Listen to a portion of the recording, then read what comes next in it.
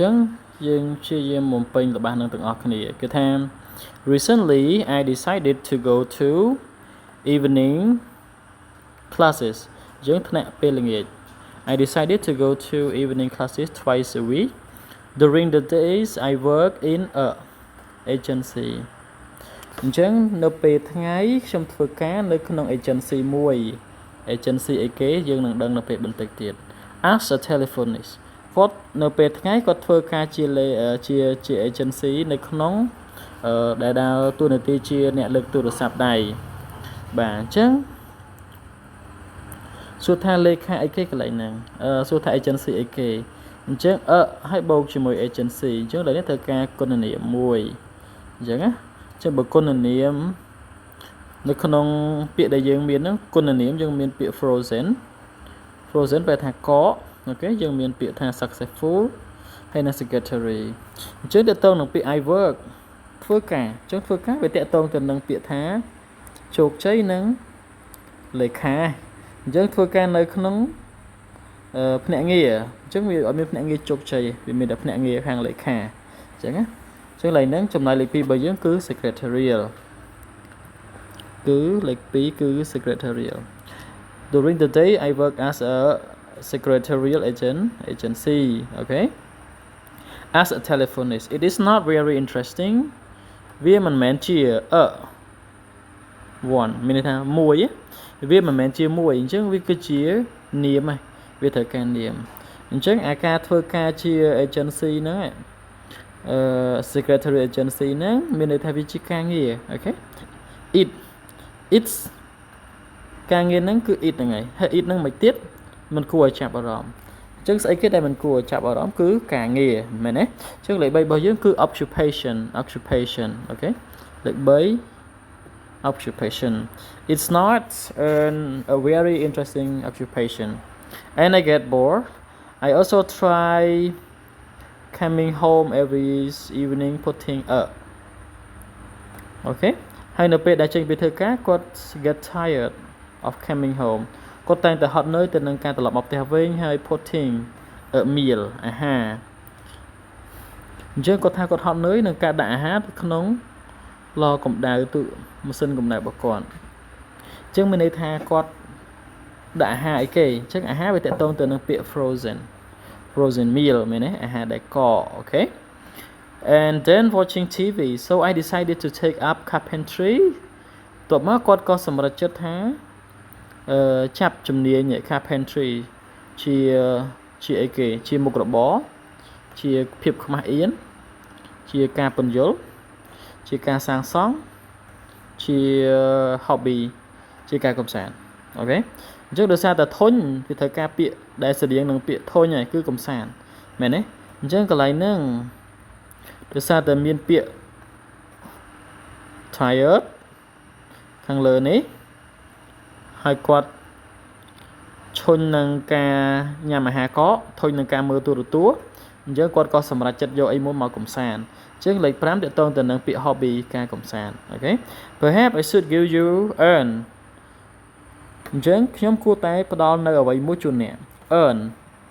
មួយអញ្ចឹងបើ earn មួយវាបូកជាមួយនឹងនាមមួយមែនទេហើយនាមហ្នឹងមានសម្លេងស័ក្តិនៅខាងដើមអញ្ចឹងយើងមាន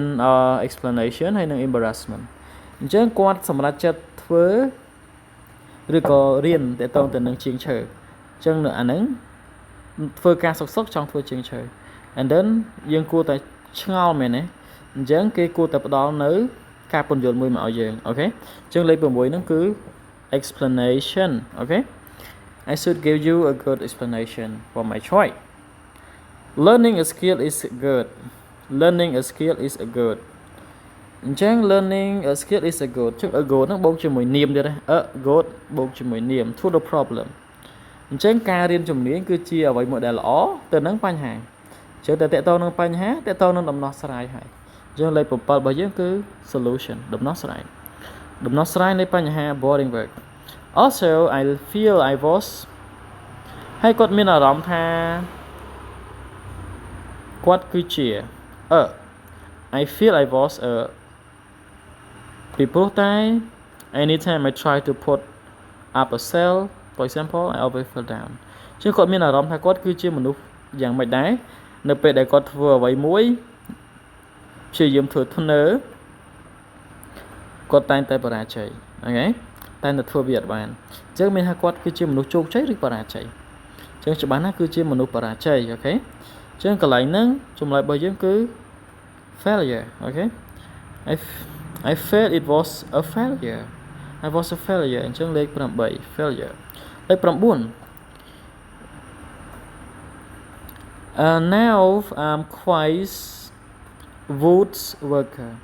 អញ្ចឹងខ្ញុំឥឡូវនេះយើងលេងដូចមុនហើយលើកមុនយើងគឺជាអ្នកដែលបរាជ័យអត់ចេះធ្វើការងារអីទេប៉ុន្តែឥឡូវច្បាស់ជាអ្នក wood worker មានថាជាងឈើអូខេ wood worker ហ្នឹងជាងឈើអញ្ចឹងយើងគឺជាជាងឈើមិនដែរជោគជ័យជាងឈើដែលខ្មាស់អៀនសាងសង់អូខេនៅសល់3ពាក្យហ្នឹងអញ្ចឹងខ្ញុំគឺជាបូកជាមួយនឹងគុណនាមបូកនាមខាងក្រោយនេះនាមអញ្ចឹងនៅខាងមុខនេះច្បាស់ណាស់ត្រូវការនាមអញ្ចឹងបើត្រូវការនាមអញ្ចឹងពាក្យដែលជានាមរបស់យើងគឺអូសុំទោសខាងមុខនេះគឺនាម wood ហ្នឹងគឺជាងកន្លែង wood នេះ wood ហ្នឹងគឺជានាមអញ្ចឹងនៅខាងមុខនេះត្រូវការគុណនាមអូខេអញ្ចឹងគុណនាមគឺមានតែពាក្យថា successful ទេអូខេអញ្ចឹងលេខ9របស់យើងគឺ successful អូខេលេខ10អញ្ចឹងលេខ10របស់យើង I am working on យើងកំពុងធ្វើការនៅលើគម្រោងអីគេធ្វើការនៅលើគម្រោង construction ឬក៏ embarrassment អញ្ចឹងនៅសល់2ទៀតណាអញ្ចឹងយើងសល់ពាក្យ construction និង embarrassment អញ្ចឹងយើងកំពុងធ្វើការនៅលើការខ្មាស់អៀនឬក៏ធ្វើការនៅលើគម្រោង furniture បាទអញ្ចឹងយើងធ្វើការនៅលើគម្រោង construction អញ្ចឹងលេខ10 construction លេខ11 embarrassment ចាំមើលត្រូវអត់ I don't feel បាទខ្ញុំអត់មានអារម្មណ៍ថា embarrassment ទេបាទអញ្ចឹង11ត្រូវហើយ embarrassment ខ្ញុំអត់មានអារម្មណ៍ថាខ្មាស់អៀនទេក្នុងការដូរការងារអូខេ I have turned out to be the best student in the class ហើយគាត់បានខ្លាចជាសិស្សដែលប្រកែកជាងគេនៅក្នុងថ្នាក់ដែរអូខេ